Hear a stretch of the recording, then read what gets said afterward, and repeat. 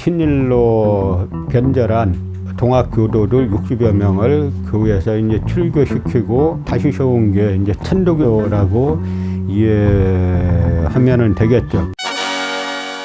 오늘은 그 동학과 천도교에 관해서 좀 말씀을 드리겠습니다. 그러니까 이제 5월 11일이 1894년에 그 동학농민혁명군이 관군을 황토현에서 그 대대적으로 꺾은 날이다라고 해서 이제 동학농민혁명 기념일로 삼고 있죠. 그런데 이제 동학이 나중에 이제 천도교로 바뀌게 되고, 그 다음에 일제강점기에 집중적인 이제 탄압을 받게 되는데, 뭐 그 사실에 대해서는 잘 알려지지 않고 있는 사건들이 많이 있습니다. 동학의 그 초대 교주가 이제 수훈 최재우 선생이고, 이제 2대 교주가 해월 최시영 선생인데, 이 두 분이 다 사형당하게 되죠. 그 다음에 이제 3대 교주가 의암 이제 손병희 선생인데요. 의암 손병희 선생은 동학이 실패하고 난 다음에, 그 다음에 일본으로 건너갑니다. 결국 이제 일본에게 패배를 했으니까 일본이 어떤 나라인지 좀 알아야 되겠다라는 생각에서 일본도 할 겸, 그리고 세계 정세도 살필 겸 우리 조선민족, 한민족이 어느 길로 나아가야 할 것인가 라는 이제 방향을 설정할 겸 일본으로 건너가죠.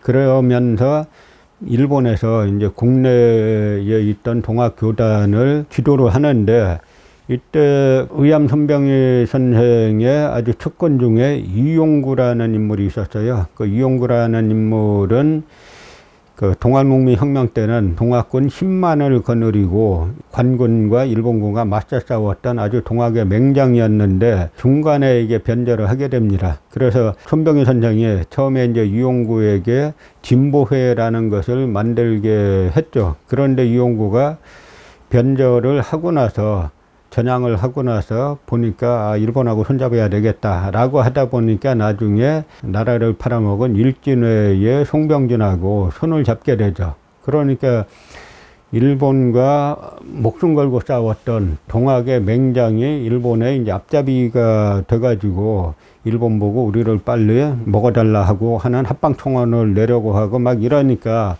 의암 선생이 안 되겠다라고 해가지고 동학을 천도교로 바꾸는 겁니다.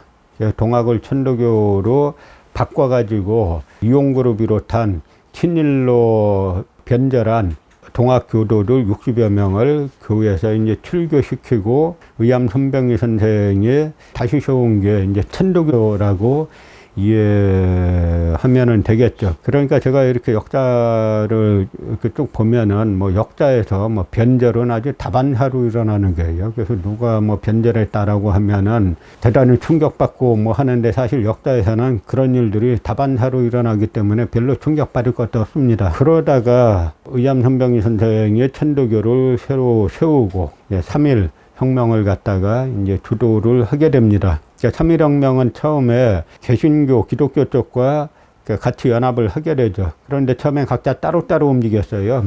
개신교 쪽은 그 당시에 주로 이제 서북 지역들, 평안도와 황해도 지역에 많았는데, 이쪽 세력도 당시 미국 대통령 윌슨의 민족 자결주의에 고무돼가지고 집단적으로 움직이게 되는데, 이 개신교 쪽에서는 처음에 독립청원을 하려고 했어요. 그 청원은 뭐냐면, 주어가 누가 되냐면 청원을 받는 사람들이죠. 그러니까 일본에다가 우리를 좀 독립시켜 주십시오라고 하는 청원을 내는 거죠. 그런데 천도교 쪽에서는 독립선언을 해야 되겠다. 선언은 뭡니까? 우리가 주체가 되는 거죠. 아주 다른 겁니다. 그런데 그 개신교 쪽에다가 만나서 독립선언을 하는 게 어떠냐라고 하니까 개신교 쪽에서 취지에는 동의를 했는데, 대부분 평안도와 황해도 쪽에서 온 그 개신교 목자나 장로들이기 때문에 그 당시 뭐 여비가 넉넉하지 않습니다. 그래서 그것 때문에 의견 조정하는데 시간이 걸려서 어려움을 겪게 되니까 손병희 선생이 개신교 쪽에다가 5,000원의 당시 거금을 이제 줘가지고 그 자금 가지고 의견 조정을 하게 되죠.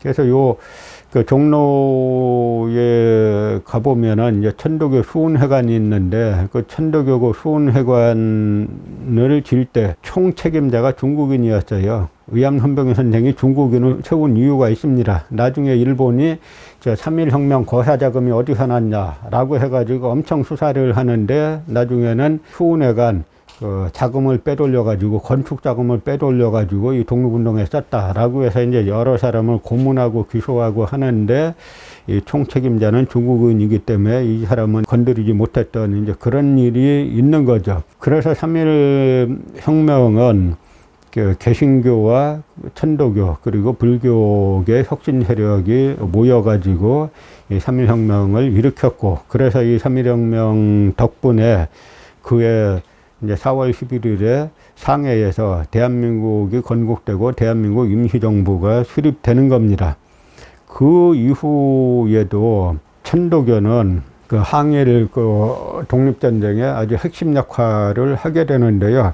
의암 선병희 선생이 그 옥에 체포가 됐다가 그 의암 선생이 대단히 건장한 분이에요. 그래서 당시 기록을 보면은 해월 최수영 선생이 도망 다닐 때 그 의암 선병희 선생이 그 교도들과 함께 이 가마를 만들어서 그 최수영 선생을 태우고 도망 다녔는데, 이때 너무 도망 다녀갖고 어깨에 혹이만큼 났다고 할 정도로 대단히 이제 건장한 분이었습니다. 그런데 일본의 감옥이라는 거는 건장한 사람도 들어가면은 오래 살기 힘든 구조입니다. 일단 뭐 겨울이고 뭐고 뭐 그 옷 같은 것도 안 넣어주고 들어가면 거의 그 죽어서 나오기 십상인데, 일본인들의 교도 행정의 또 특징이 뭐냐면 감옥에서 죽게는 안 만들어요. 그래서 감옥에서 거의 죽을 것 같다라고 하면은 의사가 판단해서 한 달 이상 못 삽니다 하면은 그때 이제 석방 시켜가지고 뭐 의암 선병희 선생도 그래서 이제 석방된 다음에 얼마 안 있어서 이제 세상을 떠나게 됩니다. 그리고 나서 그 4대 교주가 이제 박인호 선생이 되는데, 이 박인호 선생은 이제 충청도 덕산 분이죠.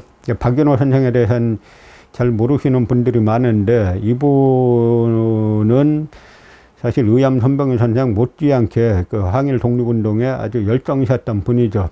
우리는 민족대표 33인만 기억하지만 사실은 48인이란 말도 있지 않습니까? 그러니까 33인은 다 잡혀갈 사람들이고 전부 다 핵심 역할한 사람들이 다 잡혀가면 어떡하느냐라고 해서 천도교나 개신교에서도 일부 사람들은 여기 서명하지 말고 뒤처리로 하자라고 해서 서명 안 한 분들이 계신데, 이 박인호 선생도 그 48인에 들어가는 독립운동가였고 천도교의 아주 핵심적인 그런 인물이었죠. 그래서 4대 교주가 되고 난 다음에 그 천도교에서 사실 이제 대단히 많은 일들을 합니다. 뭐 개벽이란 잡지를 만들고, 그다음에 저 덕성여대라든지 고려대학교도 사실은 선병희 선생이 천도교에 막대한 자금을 가지고, 거의 이제 고려대학교는 원래 설립자가 고종의 측근이었던 이용익 선생이었는데, 이용익 선생이 뭐 고종의 밀명으로 무관학교, 군관학교를 세우기 위해서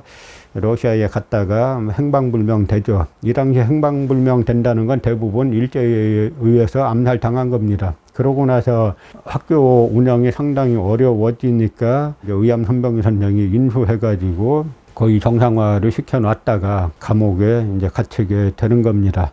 그래서 이런 뭐 교육 사업이라든지 언론 출판 사업 같은 거를 천도교에서 이렇게 쭉 주도를 하게 됩니다. 그런데 이때 또 이제 어떤 일들이 있냐면, 우리가 60만세 운동이라고 이제 순종임금이 세상을 떠났을 때 대대적인 또 만세 운동이 일어나죠. 60만세 운동은 일본이 이미 다 알고 있던 상황에서 일어나는 거예요. 그래서 이 60만세 운동을 뭐 일으킨 세력들은 그 당시 조선공산당이 있고 조선공산당 청년회가 있습니다. 그 조선공산당에 같이 자매 조직으로 청년회가 있는데, 이 조선공산당 청년회, 당시 권오설이라는 인물이 그 회장을 있던 이 조직과 그다음에 천도교 청년동맹이라고 있었어요. 이 천도교 청년동맹의 그 책임자가 이제 박내원이란 분인데, 이 둘이 주도를 하고 그다음에 학생들 세력을 이제 끌어들여 가지고 이 학생들 세력과 같이 합해 가지고 일어난 것이 이제 60만세 운동이죠. 또 뿐만 아니라 박윤호 선생이 4대 교주가 되면서 이 박윤호 선생의 노선을 둘러싸고 천도교가 둘로 갈라집니다. 하나는 신파, 하나는 구파 이렇게 갈라지는데 이 구파가 바로 이제 박윤호 선생 계열입니다. 그 신파가 나중에 이제 최린 이쪽 계열이 되는데 최린은 일제강점기 후반에 가면은 뭐 일제에 변절해가지고 이제 일본의 앞잡이가 되죠. 그래서 이 당시 그 천도교의 정통성은 박윤호 선생이 주도하는 이제 구파가 이제 갖게 되는 거죠. 이때 천도교에서 한 역할이 또 뭐냐면 1927년에 발생했던 그 신간회가 있죠. 신간회는 민족협동전선이라고 불렸는데요. 개량주의자들, 그러니까 일본과 손을 잡고 뭐 자치권을 획득하자. 그러니까 일본의 지배를 인정하면서 우리가 조그만 자치권이라도 획득하자라고 하는 개량주의적 운동들이 일어나는데 이런 이제 개량주의 운동에 반대하는 세력들이 총 모여가지고 민족협동전선을 이제 만들게 되죠. 그래서 원래는 그 신한회라고 하려고 했다가 일본에서 한자를 못 쓰게 해가지고 뭐 대한민국 할 때 한자죠. 그 한자를 못 쓰게 해가지고 신간회를 이제 만드는데요. 그 신간회를 만든 세력은 그 비타협적 민족주의자들, 그러니까 그 일본의 지배를 거부하는 비타협적 민족주의자, 그 다음에 천도교 구파, 여기에다가 사회주의 세력이 합쳐가지고 만든 민족협동전선이 바로 신간회 운동인 겁니다. 그러니까 이런 신간회 같은 경우는 현재 우리 사회가 지금 대단히 이념적으로, 지역적으로 아직 갈등과 반목이 심하죠. 이런 갈등과 반목을 해소시키는 그런 방안이 바로 신간회가 갖고 있던 애국적 민족주의 정신, 뭐 이런 것을 가지고 우리가 현재 우리 상황에 대한 이제 반성의 자료로 삼을 수 있습니다.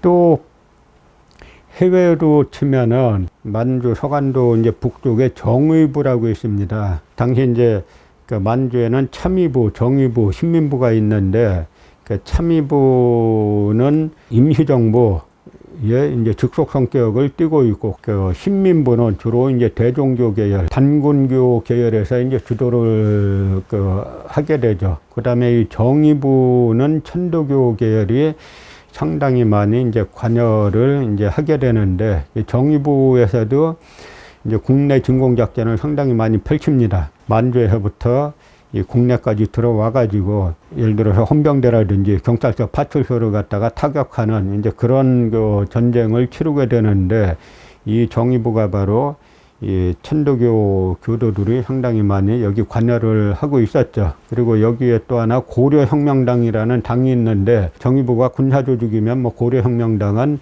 정의부의 이제 당이라고 볼 수 있는 성격의 그런 이제 그 혁명당인데 이 고려혁명당도 사실상 천도교 계열이 상당히 많이 포진해 있었던 그런 이제 혁명당이고 항일 무장 이제 군대죠. 천도교는 1938년이 무인년인데요.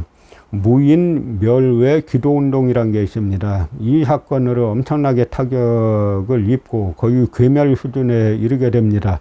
그 멸외 기도운동이라는 게 뭐냐면 박윤호 선생 중심으로 천도교 조직에 조직적으로 지령이 내려가는데 그 지령이 뭐냐면 식사할 때마다 개신교들 기독교인들이 하나님에게 기도를 하듯이 일본을 멸망하게 해주소서라고 하는 이 기도를 하는 겁니다.